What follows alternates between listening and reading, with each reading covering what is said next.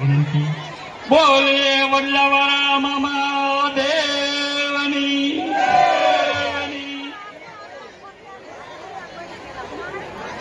હાલો સ્વયં વેપો થઈ ગયા.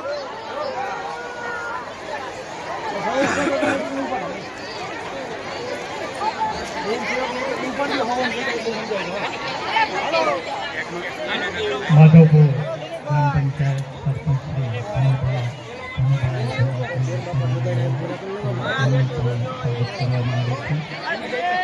દીપકભાઈ મોકરિયા પણ પધારેલો હોય ઓપરેશનની અનુમતિની. મારી જગ્યાએ ઓલા બીજા ભાઈ મોકલી દો. હું અહીં તમારી પાસે બીજા બેસું.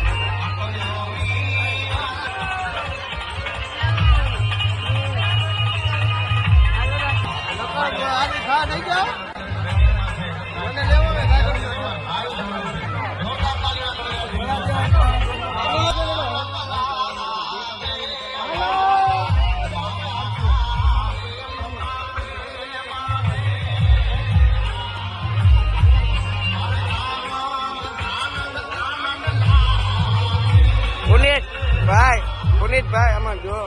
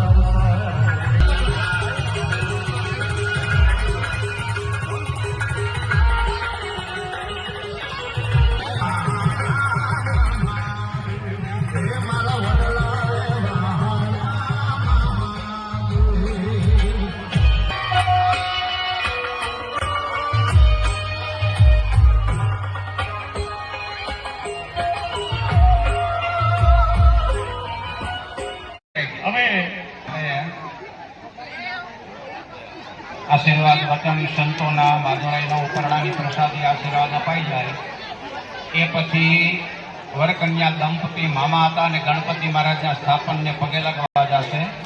એના પછી એની જમવાની વ્યવસ્થા પણ અહીંયા સુંદર ગોઠવવામાં આવી છે. કારણ કે વરરાજાનું સન્માન એ મહત્વનું છે. 3.5 દિનો રાજા છે. હતા આપણા બધાથી આજે મોટો છે એટલે એનું સન્માન પણ રહેવું જોઈએ. અને એના પછી ભોજન પૂર્ણ થયા પછી અહીંયા આશીર્વાદ વચન અને ઇનામી ડ્રો ખોલવામાં આવશે. બીજી વાત, આ ઘણીવાર એમ થતું હશે કે ભાઈ આ ફોટાવાળા કે મીડિયાવાળાને આમ કીધું કે ગોર મહારાજને આમ કીધું, પણ એક ધ્યાન રાખજો કે માંડવાની નીચે જે કન્યા આવે ને એ શાસ્ત્ર અનુસાર એના મા બાપની દીકરી નથી, એ ગોર મહારાજની કન્યા છે. ગોર મહારાજનું પદ છે ને મંડપ નીચે એના પિતાનો છે, એટલે દીકરીઓની જવાબદારી ગોર મહારાજની છે. જયારે લગ્ન પડી લખાય એટલે કન્યાનો બાપ છે ને એ સીધો વેવાઈને નથી આપતો, એ કેને આપે? ગોર મહારાજના હાથમાં આપે કે મારી દીકરી ફેરા ફરી જાય ત્યાં સુધીની મહારાજ તમને હું જવાબદારી આપું. એ બ્રાહ્મણનું પદ છે. એટલે ઘણી વાર એમ થતું હોય મીડિયા વાળાને કે ગોર બાપા નડે. ગોર બાપા નથી નડતા, તમે ગોર બાપા નડો નહીં, ધ્યાન રાખજો. આજ નહીં, ક્યાંય પણ લગ્ન કરાવો અહીંયા ધ્યાન રાખજો. બીજે પણ મીડિયા ફોટા ઉતારો, પણ ગોર મહારાજને એના સ્થાને ઉભીને વિધિ કરવા દેજો.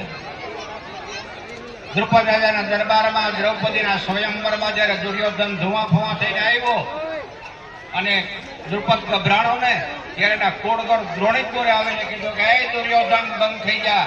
આ દ્રૌપદી સહસ્ત્ર શિરેખા પુરુષ સહસ્ત્રપાત સભૌમિંગો ક્ષપ્રત્વાહતૈષ સંગુલમ મહા પુરુષ એવિદગો સર્વ યદ ભૂતમ યત ભાવ્યમ જન્યનાતિરોહતિ એતાવાનસ્ય મહિમાતો ધ્યાયસ્ય પુરુષ પાદુષ્યે હવત પુનઃ તતો વિરાય જાયત વિરાજો અધિપુરુષ સજાતો યસરસ્તાત પશ્ચાત ભૂમિમથો પુરઃ તસ્માત જ્ઞાત સર્વરૂતરેત સામાની જનની રે તસ્માત અજાવય જે જો ભયાદતઃ